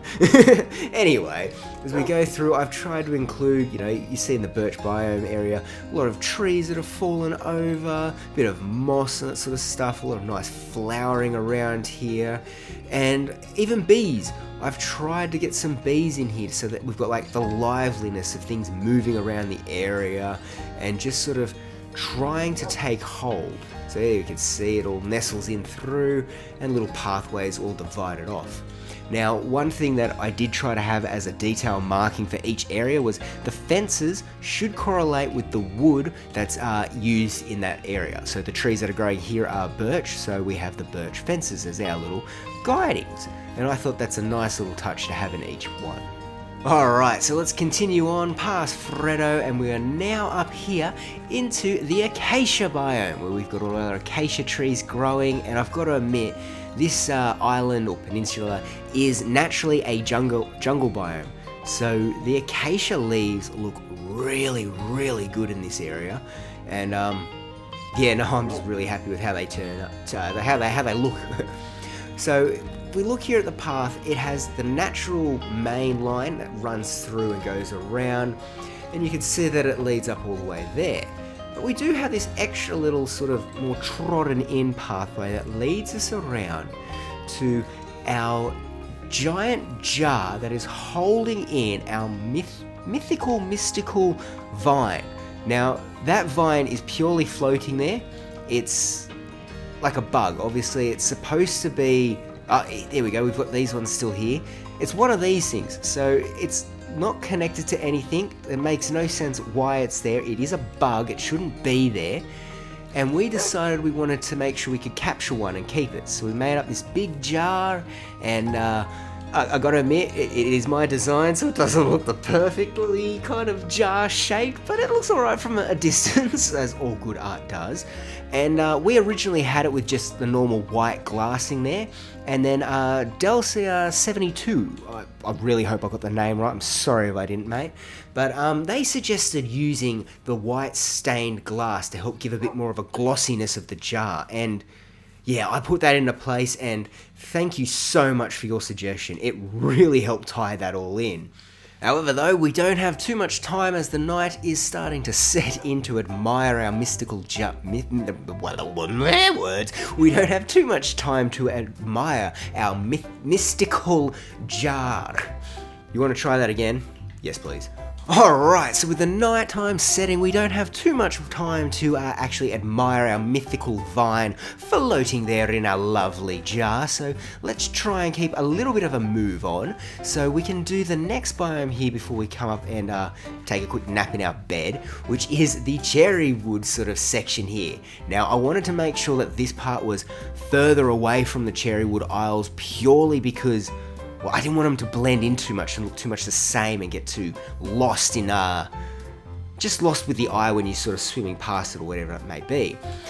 So I did smooth this one over here, and I have tried to go through and fill out all of this area with all the flowers, but I'm not gonna lie, there are just so many flowers that I've already placed here. I ran out of bone meal at one point, and I'm still yet to fill up a lot of this space. So unfortunately, we need to fill in a lot more flowers here, but it's still alright, of a of a cherry wood, of a cherry blossom biome. I think this looks good. You almost stuffed up and said cherry wood again. I know, I've got to stop doing that. Ooh, hello. Are you the evil panda? You are. Hello. So over here we have Evil Panda. Now, the Evil Panda, for those of you who may not know, was a panda that did spawn in this jungle here as a little child. And it was doing some roly-polies and some sneezes, and it looked so cute and adorable until his head started spinning in circles, going full 360 on its axis. We knew that something wasn't quite right with him. And every time since he's grown up, he always sort of lurks off in the shadows and spies on you and tries to work out what you're doing. So this evil panda seems to be reporting back to someone. I'm not sure who, but yeah, that's why he's the evil panda. Who are you hiding behind you? Who are you interrogating, actually? Ooh, okay, you got a new panda friend. Okay, maybe I just stumbled upon a secret meeting with the evil panda. Let's go and have a quick nap and then go on to the next spot. Alright, so before we head on to the next section, I would like to apologise if I am sort of speeding through my words a little bit and getting a bit of jumbled and sort of tongue-tied and that sort of stuff. I am trying to cover quite a bit of stuff that we've done in this world to get it all in the one video of a world tour to really boost everyone's motivation and drive to want to be in this world. I know it's boosting mine seeing all of this stuff, and I'm trying to make sure that it doesn't stretch out to be too long of a video, so I'm sorry if I get a little bit of a speedier voice going on or I get some tongue ties. I've just caught myself doing it now, so if that happens, I apologise. And if there's any sections, I'll say it again, that I've overlooked or didn't spend enough time on, please leave a comment on that section that you want to see, and next episode I'll go in and do a little bit more of a better dive in there. Next episode should be a little bit more chilled when we're just back in the flow. Alright, so now for continuing on with the tree nursery, our next section is the two tall trees as well as the mangrove sort of branching off trees. So we're going to start off by going off and looking at the mangrove section, and then we'll come back and look at all the two tall tree sections. So continue on the pathway here, we go on down there nicely. You can see that this here is where I wanted the storage house to be built. Yeah, that ran out of time, so I'm just going to call it out now. Bluey's even over there just going to me, so I know I've done bad, but that's where we'll come back to fix up all there. But that's what we're interested in right now. Right now, we want to travel over our mangrove wood bridge and into the mangrove section. So for this area, I thought we're going to have a lot of mud. For the pathing, I thought using the mudded, rooted dirt, and I mean, maybe if we get some frogs in here. I don't know how Freddo would go about that, plus my experiences with frogs at the moment is if you want them to stay in a spot, they're not going to do that. They have no intention to stay in the one spot you want. They're going to start their own life and they're going to tell their own story. So until they introduce things like fireflies or butterflies, this is kind of the best that I could do with the mangrove section. It does look nice. I've tried to include over here having some of the mangroves growing in water because they are one of the only saplings that will do that. So I thought it'd be nice to be able to show off that feature and yeah, represent it a little bit here in our mangrove section. But as you can see, our path goes on, and I've tried really hard to blend these biomes together, so I've gone in with a bit of like the pathing blocks to shift that into the mud, have the mud come up and into some of these sections. Again, I've even tried it in the sand along here. It hasn't been done perfectly, and I think that when we do like the final touches of the tree nursery, that's when we'll be able to really iron out all those details. Alright, let's head on back now and go and check out the two tall trees area, and then we will be finished with the tree nursery. Now that we're back here, you can see very clearly that on one side we have the spruce biome. I've tried to use like the tiger tundra because I really like the boulders and the mossy rocks that sort of spread up throughout the area here. And then we've got the jungle biome over here with our two tall jungle trees. We've got some like hidden lighting in here. We've got some saplings waiting to grow up. I've included the bamboo to make sure it really feels like a jungle in here. We've even got all the bushes that randomly spawn in, and yeah, I think it just ties it all in nicely. And again, these are small little sections, but just going in and trying to keep the theme with them, I think it adds so much. And again, this is just an area so that we can harvest trees and get logs. It's not really to serve any other purpose. And I think it's come up really nicely. The last one on the list is the dark oak biome. Now, I tried my hardest to include some of these custom-made mushrooms because, you know, if you go in a dark oak forest, there's always the red mushrooms growing up and around everywhere, and all of the mushrooms sort of spaced around the ground here. I do want to get maybe some podzol and put in here just as a bit of decorative sort of block. But again, to cover to cover what we need and be a section where we can just come and harvest up dark oak, but you know it's a dark oak area. No, that's very nice. I'm happy with this. And now this path here leads on to where I want our bridge to go from here and connect us over to this section here. Now, as you can see, actually it was on a live stream, I came along and I started to try and work out how much I wanted this all to be cut out and where I wanted all the water to go. I also came through and I did include the terraforming to sort of shift it into here and make sure it blended smoother into this section, I want to say. And again, I like the taiga biomes, I like how they look, and I think this has come up really nicely representing that there. Would you agree with that, Bluey? Look, I know you're upset that we don't have anything to show for storage, but what do you think? Fine, you're just mean. Yeah, okay, thank you, Burrito. At least Burrito likes it. Oh, you're just mean. So, that now concludes our tour of the Tree Nursery, a much smaller area than the Cherrywood Isles, and I mean, it's only here to serve as a purpose for us to be able to harvest wood, and it's also still not completely finished, but it's a very important area, I think, in our world, and it's also an area that's really coming up nicely, just was aesthetically pleasing for the eye. That's what I'll go with, yeah. So I'm really happy with how this is looking, and the only sort of spots now that we have left in our world tour to view is our raid farm, and to go into the Nether, and then to find our School of Magic, which is in a dark oak biome as well. So, with that said, I'm going to leave Burrito here because next episode, we're most likely going to be back in this area here, and I'm going to probably want you by my side. I don't want to take you to where the raid farm is, and I'm definitely not taking you into the Nether.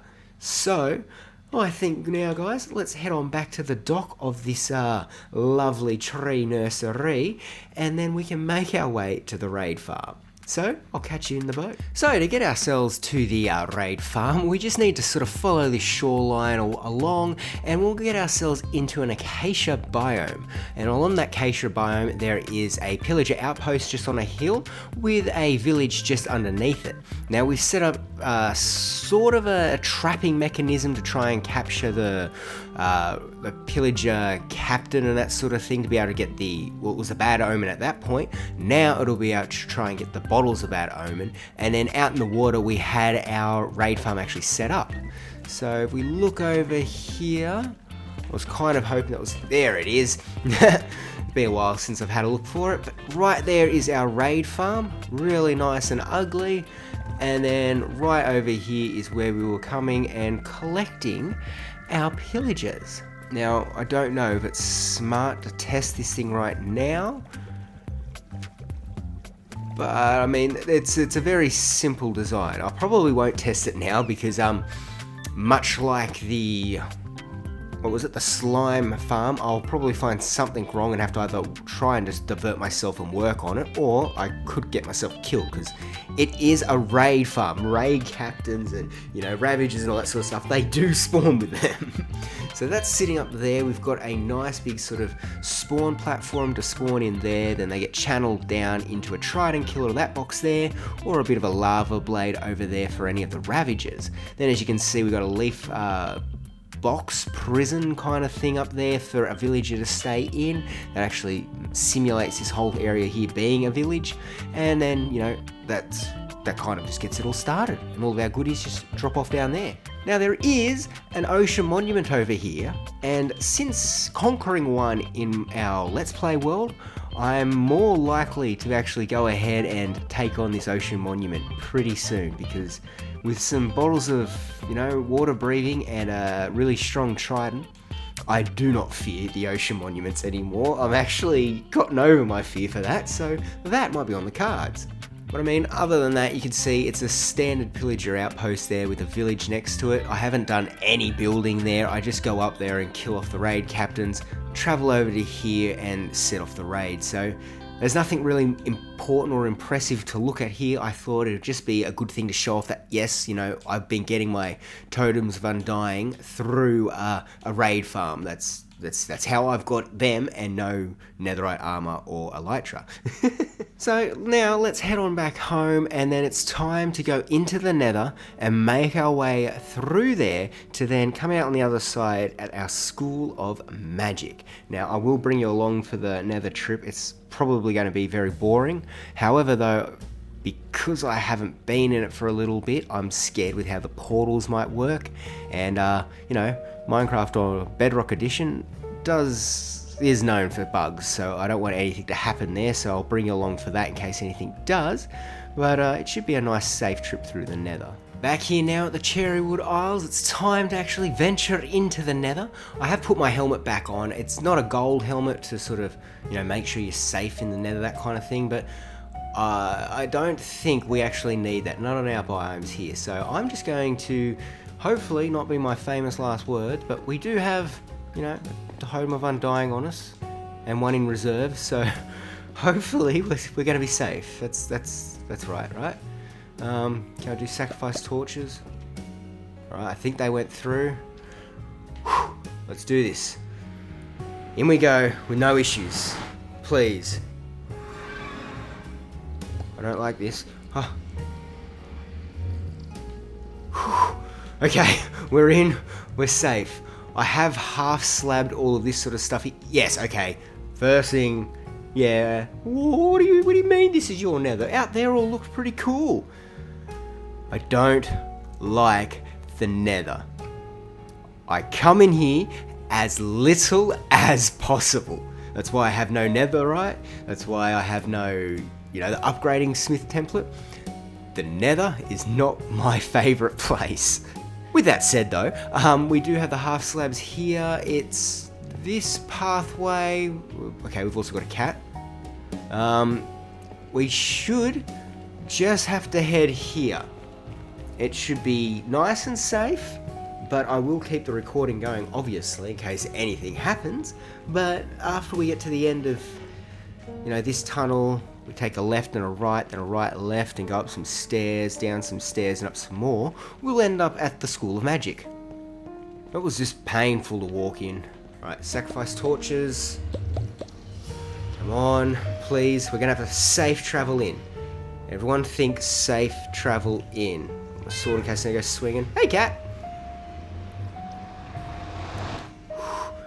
Come on.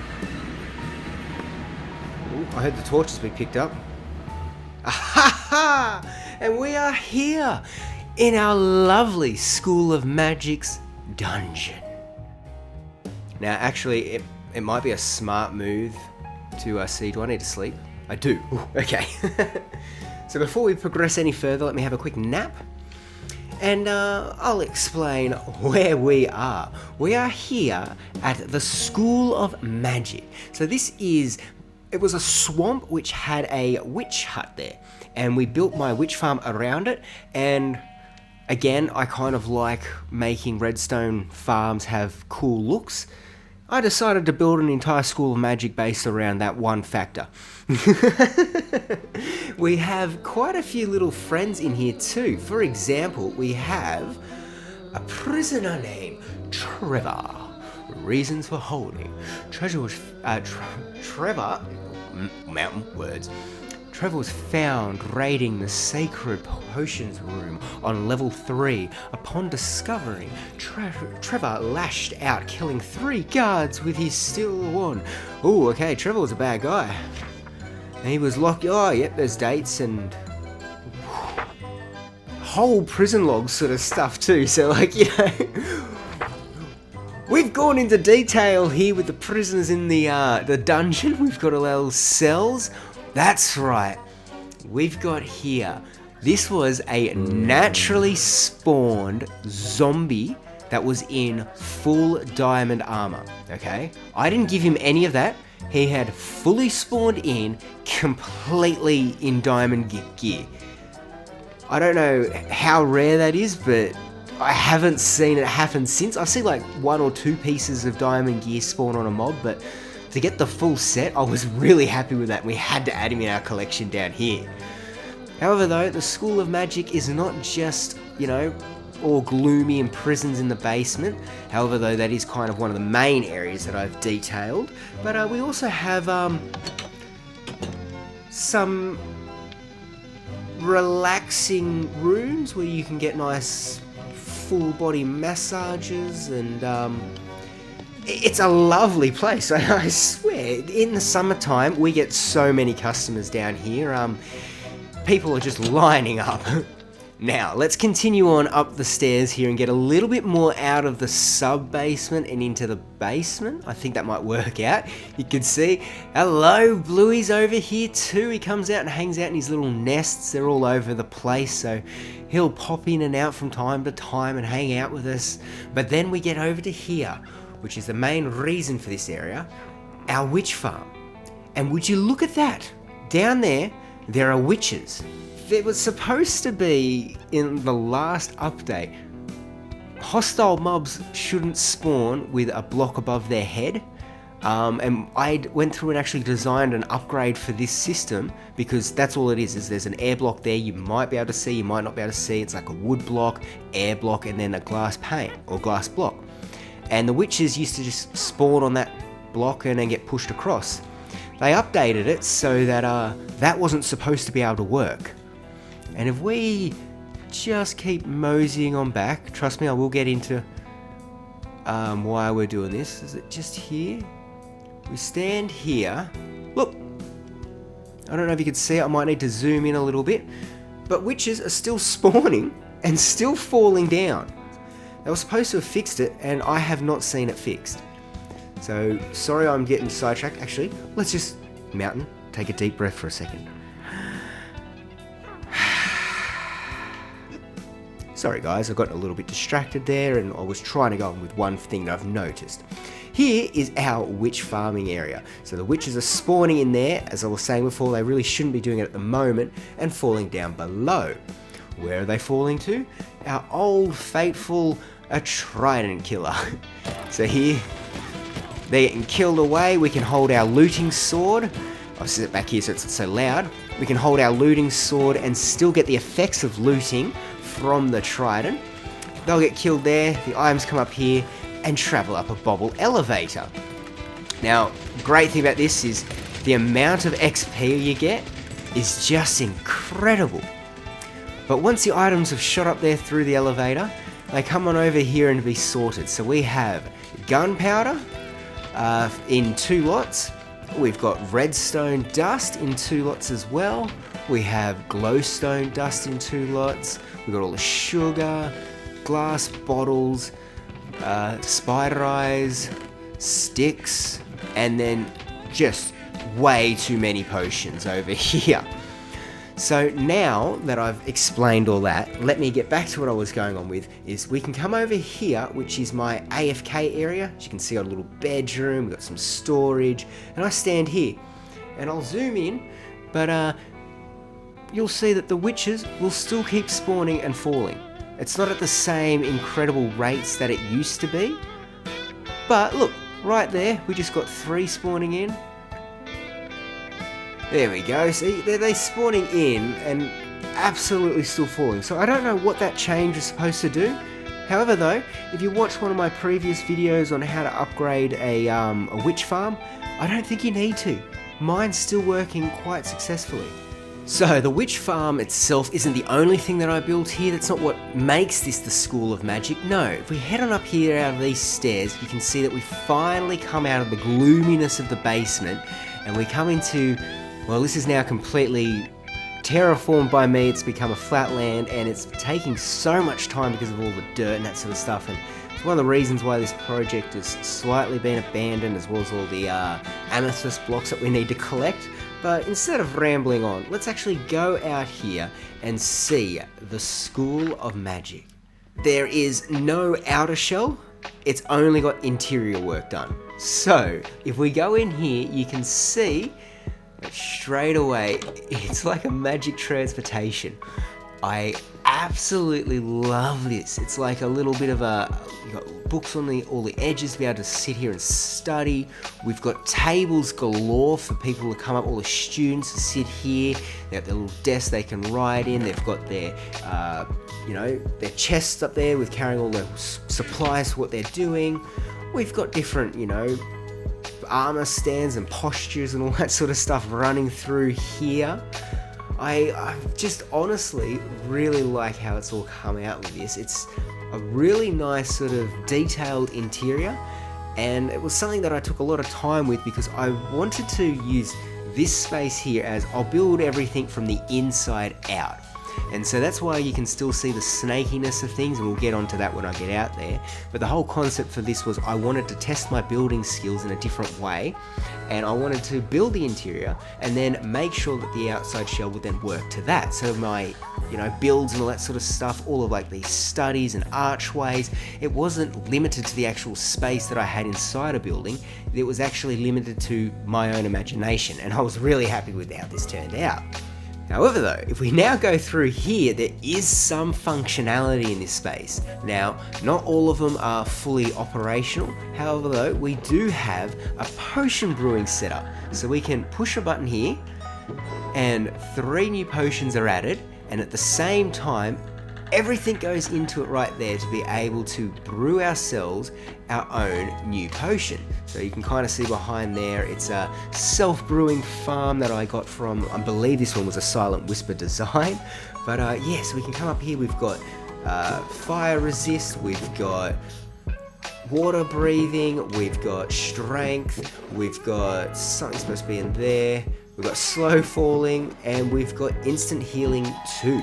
So as you can see, we're building up quite a nice collection. I do need to come back through here and resupply some of these stocks, but for, I was doing the witch farm area, so now this was becoming the School of Magic, where we can do potion works here in the School of Magic. And this is just what I like about being able to try and do the storytelling to be able to inspire my builds. And I think that this has come up really good. I say that a lot, I'm sorry, but I'm proud of my work, and I'm hoping that you guys think that I have done at least a decent job. It doesn't need to be, you don't need to think, oh, this is amazing. Just like, yeah, I think you've done a good job here. That's what I'm going for. As you can see up here too, every good boarding school needs some beds, so we've got plenty of beds here for everyone to be able to sleep in. We've got some enchanting set up in case people want to do some light reading or enchantments. Yes, as you can see, there is just the dark oak forest out the window here, and this is in fact the forest where we found our zombie that was covered in diamond armor. He actually crawled out of the forest there to attack us. So if we continue on, you can see that I've gone very much so the same of keeping this as just a study hall, and going through trying to have different layouts and things, different shelf heights, different things on the shelves, different placement of the lighting, uses of buttons, amethyst shards and clusters and that sort of stuff. Even like stairs to have looking like they're rails or racks of some sort that might be stored up there. Yeah, this is the study hall, I'd say, of the School of Magic. Okay, so now as we come outside this door here, we are now approaching the last part of our world tour here in our Season 2 hardcore world, and that is the dining hall. So as you can see, actually, I'll quickly just mention here, you can see that everything's floating because I wanted to keep the theme of building the interior and then building the exterior afterwards. So that's why things are all different heights. You can see there'll be different layers for a building over there. Yes, still a lot needs to be used for the imagination, but if you think about how cool it's looking in there, it should work out here too. I'm hoping. But I have started to do a little bit of the dining hall area here, so you can see, being with food, we're using more iron shelving, we've got cakes everywhere, we've got a nice sort of a roiler table here where you maybe come up with roiler table, a grazing table, so here where you can be food will be placed up and people can come and collect their goodies and everything.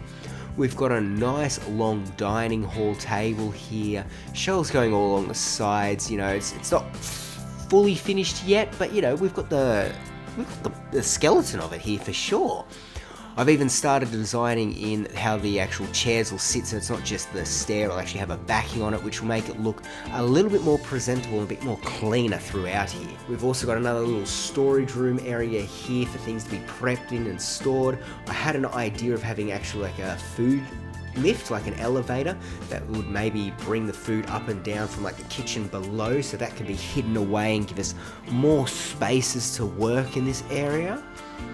And then if we come along here, you can see that sort of at the end of the dining hall, we've got maybe like a relaxing lounge where you can sit down here, enjoy partial views before the building gets built up there, and then make your way up to a little bit more of a private lounging area and more sort of study spaces, maybe even like labs sort of things, because this is like a school of magic, so more sort of rooms and hallways to be able to actually add on to there. So like there'll be another room over here, this could be a classroom or something, and then we'll have another room over here that's sort of a bit more of a grander entrance sort of thing. And I think I was planning on trying to have this actually enclose here, so that like this space would actually be covered up by this building. So yeah, as you can see, there is a lot still to be done in this world, especially over here at the School of Magic. And if you see like the block choices I've got here, like the mushroom blocks, the amethyst blocks, yeah, a lot of the dirt too. I'm surprised how much dirt I actually needed. A lot of resource gathering is something that I'm going to be needing to do, and with, you know, now wanting to do more like Wednesday night resource gathering streams, I think working in the hardcore world doing that might be a really, really useful thing to do. So now that we have explored all the areas that we have actually worked in and built up within our world, it's time now to start wrapping up this video, and I have absolutely no idea how long this one's going to be going for. Just the Cherrywood Isles alone, I think, stretches out for quite some time. So, you know, I really hope that you have been enjoying this and be able to actually experience a bit more of the world and are now hyped to actually get into stuff. So, before we can officially wrap this up, let's get ourselves home safely, and then we can do the whole complete wrap up from there. Play nicely. Play nicely.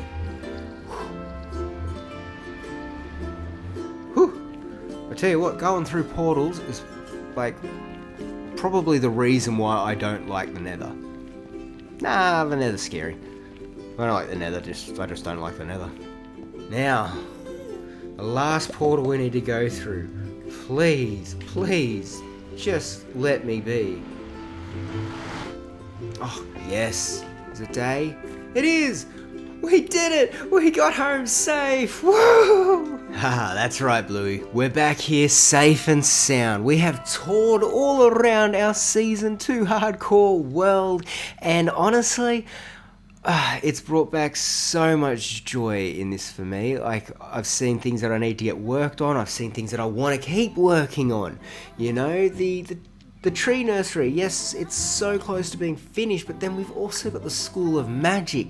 You know, we've got our raid farm to check out, make sure that's still working. We've even got stuff in the Nether that we actually need to start taking, you know, addressing so it's a little bit more cleaner and easier to actually move through.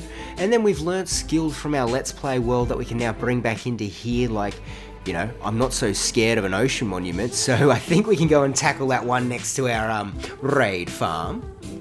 So, with the sun now setting and I've still got a lot of editing to do to actually get this video out there, I can't believe that it has been 6 months since the last episode from our Hardcore Season 2 world. I really do apologise for that, and this year it's going to be different. I'm going to be doing more streaming from here, I'm going to be doing some more episodes from here, so they might not be like getting massive big builds like I was once upon a time hoping for. They're just going to be more like realistic stuff that we can achieve. Things that I've learnt from doing more of the Let's Play recordings and that sort of stuff, I'm going to try and adapt into here so we can continue on this progression, because this is a beautiful world and I am so happy with it, and I really hope that you guys are looking forward to seeing it grow, or have been enjoying it grow and just loving to see it coming back to life and getting back into it. So instead of being rambling on anymore, I would just love to say a huge thank you to everyone who has tuned in, who has shown any form of support and love throughout the lifetime of this Hardcore Season 2 world. I truly appreciate it. I know Bluey does, because with all of your support it encourages him to continuously harass me, to break through the dimensions of different worlds and continuously harass me. But guys, I'm starting to ramble now. I've got a lot of stuff ahead of me and I'm looking forward to doing it, and I hope you guys are looking forward to new episodes coming out. But until next time,